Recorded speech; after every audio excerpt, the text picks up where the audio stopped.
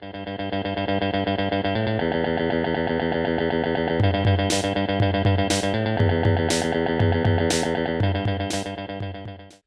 is up, everybody? Napkin Extra here, and what we have here is a tutorial on how to do a texture pack. This came out in my new update, which I released in version 0.2.0, as you can see here. And when you run this, a new folder is created in your home directory, and you can select a texture pack based on any of these folders.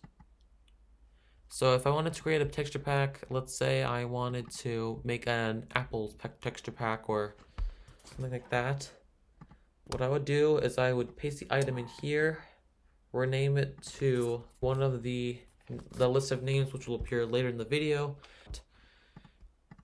Select your texture pack, and then now you should be able to see the following image that you pasted into your texture pack folder. And then you can do the same thing for the other ones. I would name this to unexplored.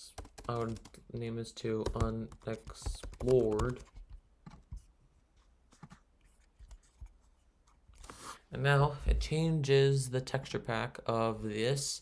So now you can see both.